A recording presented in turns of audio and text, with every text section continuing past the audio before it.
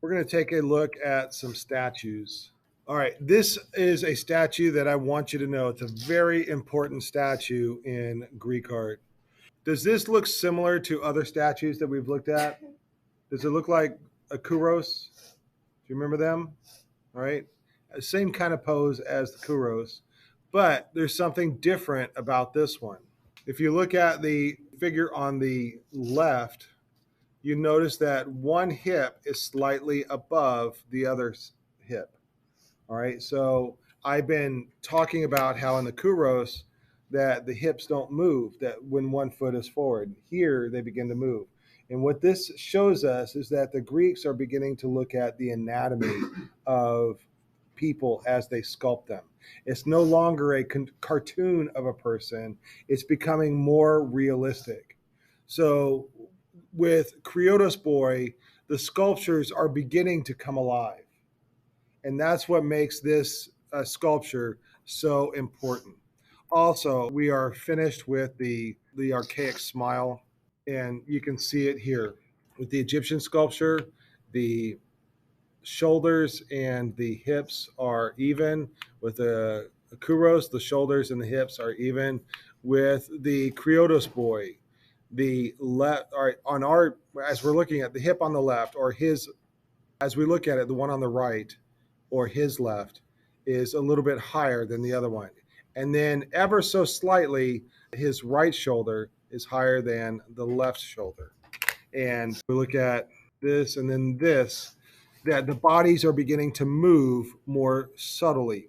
And this pose is a famous or a popular pose in classical art, and it's called contrapposto. Contrapposto is the S-shaped pose the body makes when leaning on one foot. The pose goes something like this. All right, so if I stand with both feet even, both my legs are straight, and my weight is even on both feet, all right, that is not contrapposto. But if I shift my weight to one side, my right leg is straight, but my left leg becomes relaxed, all right, and my hip goes out to my right a little bit. In order for me not to fall over, my body adjusts for this, and so my left shoulder goes up, my right shoulder goes down, and then my head kind of tilts to my left. And so this creates an S-shaped curve. You can see it a little bit more in this cartoon. This Egyptian comes back from Greece, and so everybody's looking at Heptop with his new contrapposto pose. And I'm one thing I want to express to you: if you learn nothing from the first semester of art history, I want you to remember Venus of Willendorf, and I want you to remember contrapposto. All right, we're going to come back to contrapposto a lot, but I'm going to show you a lot of pictures based on contrapposto. And then here's what's happening with the bones inside of your body as you lean on one leg, the other leg is relaxed. And it begins to show up more and more in Greek art.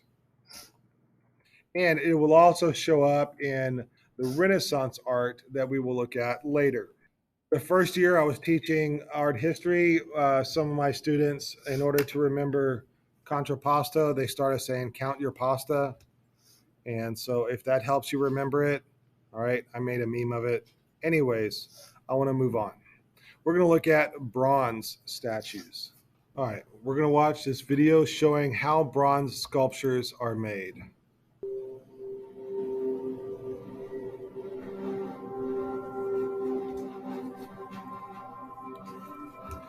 This is a wax sculpture at this point.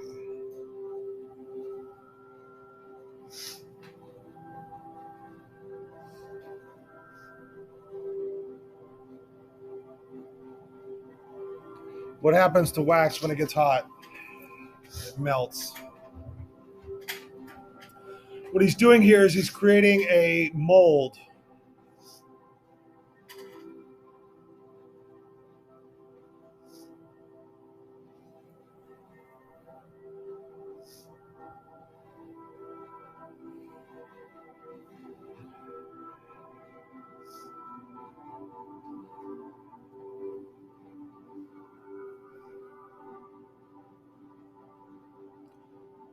That's hot wax.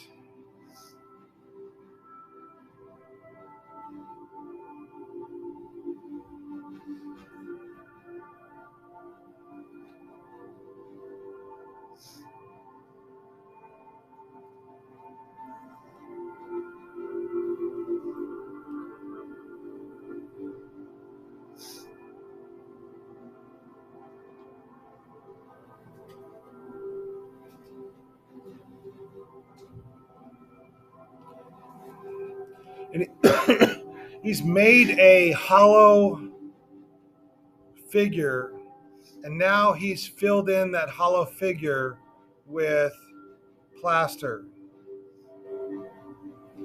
These are wax tubes.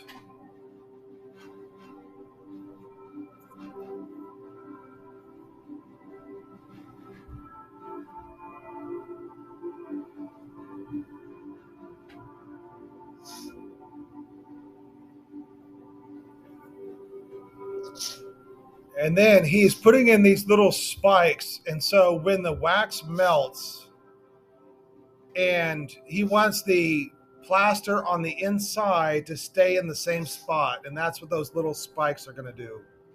It's covering the whole thing in plaster. He's going to melt it or heat it up, and all the wax goes out the bottom.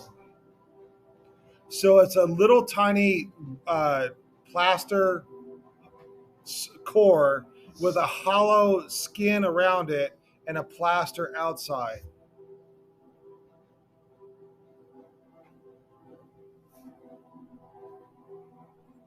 He's putting bronze in there, and they're going to melt the bronze.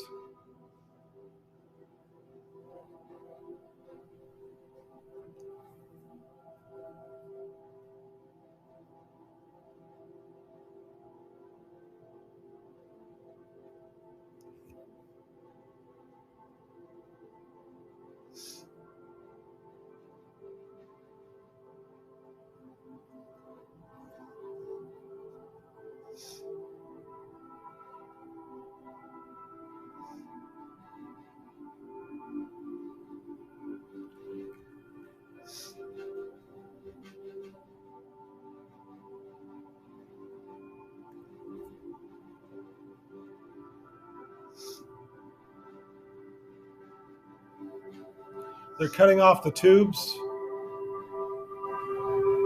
They're taking those pins out.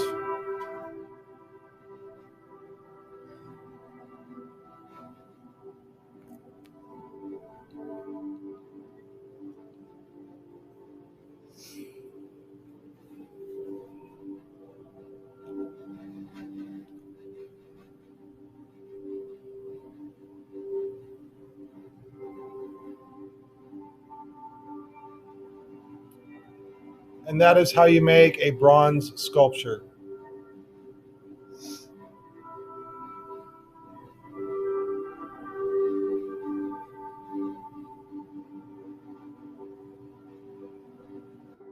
In this red figure vase, it shows ancient Greeks making bronze sculptures. Here is the furnace where they get the bronze really hot and melt it. And then up here are some molds that they are working with. And then up here, there's a hand, there's a foot, there's some body parts.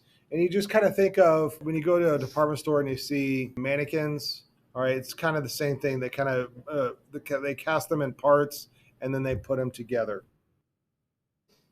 All right, so we're going to go to Italy. Where is Italy? It's the easiest one to find, right? What's it shaped like? A boot, all right? Easy to find. And at the tip of Italy, there's this place called Riachi. At the bottom of the ocean, they found these sculptures. They were probably on a boat, and the boat sank, and they sank with the boat. So they found these sculptures. They brought them up to the surface of the boat and moved them into a museum and restored them. Here is what it looked like before they cleaned it up and what it looked like after they cleaned it up. There's a lot of restoration that went into these figures, and here's them on display now. This is bronze hollow casting, and it allows a greater range of motion than marble sculptures. Notice that the weight is more pronounced, the weight shift is more pronounced than Crioda's boy. With bronze, the sculptors are really able to move the body around. With marble, they have to keep it a certain way because if it is too heavy on one side, the marble will break. I also want to point out that there's different kinds of metal in the sculpture. The teeth are silver, The lips are copper. And then we can look at this full beard shows wisdom and old age. It's a father figure. And if we compare it to the Criotos boy, we have a young boy and an old man. And here is a display of them that they think they would have had a shield, they think they would have had a helmet and a fox hat. The most important thing about them is notice that the contrapposto is more pronounced. Moving on to the Discobolos. Now, what is this made out of? Yes, it's made out of marble. All right. And I'm supposed to be talking to you guys about bronze. So there's a reason for this discrepancy. The Greeks made lots of bronzes. When the Romans conquered the Greeks, they looked at these bronzes and they really liked the bronzes, but they also liked the bronze. They wanted to melt them down and use that bronze for weapons and armor and things of that nature. So instead of just melting them down and destroying the art, they made copies of them out of marble. So what we're looking at is Roman copies of Greek bronzes. One of the things that makes this sculpture so amazing is how totally free of the block of stone that it was carved from. And the Romans made lots of copies of Discobolos. We're done with the archaic smile. And the Romans were really looking at the balance and equilibrium of the figure. So if you look here, there is there's a nice arc right here through the arms and into the foot, and then there's a nice arc this way as well. I need to fix that as well. Anyways, and this sculpture was even owned by Hitler on April 20th, 1938. It was Hitler's birthday, and he bought Discobolos for 5 million lire. And a quote by him: "You will see how splendid man used to be in the beauty of his body. And you will realize that we can speak of progress only when we have not only attained such beauty, but even, if possible, when we have surpassed it." Anyways, in 1948, the Discobolos that he bought was returned to Italy. All right, we're going to move on to Doryphorus, the spear bearer. And this was found in Pompeii, Italy. This is, again, is a Roman copy of a Greek bronze. And this is the ideal statue of a nude male athlete or warrior. It's the artist's attempt at perfection, and it has a dynamic asymmetrical balance. Asymmetrical means it's not the same on both sides. And this sculpture shows physical perfection. And then this sculpture also becomes the canon of the human figure for the Greeks. All right, as a bronze sculpture, it would have had a spear with him. And also, I want you to notice that there is this tree trunk right here that actually grows right into the back of the leg. Why is that tree trunk there? It's for support. If it wasn't there, this sculpture would break at the ankles because these ankles are quite thin and it wouldn't support all the weight. So it's the tree trunk that supports the weight. But in a bronze sculpture, you don't need that. With the contrapposto, you can begin to offset the balance. So the engaged arm is counterbalanced by the engaged leg. And then the relaxed arm is counterbalanced by the relaxed leg. We have a cross balance of harmony. Right? That's part of the perfection of the composition of this sculpture. Now, the canon. The canon shows that this is 7 heads tall. So if you take the distance from the top of the head to the chin and you repeat that, so that's the one time, that's the first head, the second head, third head, fourth head, fifth head, sixth head, and the seventh head, that will give you the ideal proportion of the head versus the rest of the body. The shoulders should be 2 heads wide. The upper arm should be 1 head. The lower arm should be 1 head. So everything is mapped out according to the heads, and that is the symmetry and the canon of Doryphorus. and he's on the verge of moving or speaking. And also look at the hair. All right, the hair is becoming much more natural, much more realistic. And we can see how the body is becoming much more free from the block of stone than before. All right, and we are going to stop there. We're going to finish the second part of 4 of the Greek art. Are there any questions about anything we discussed?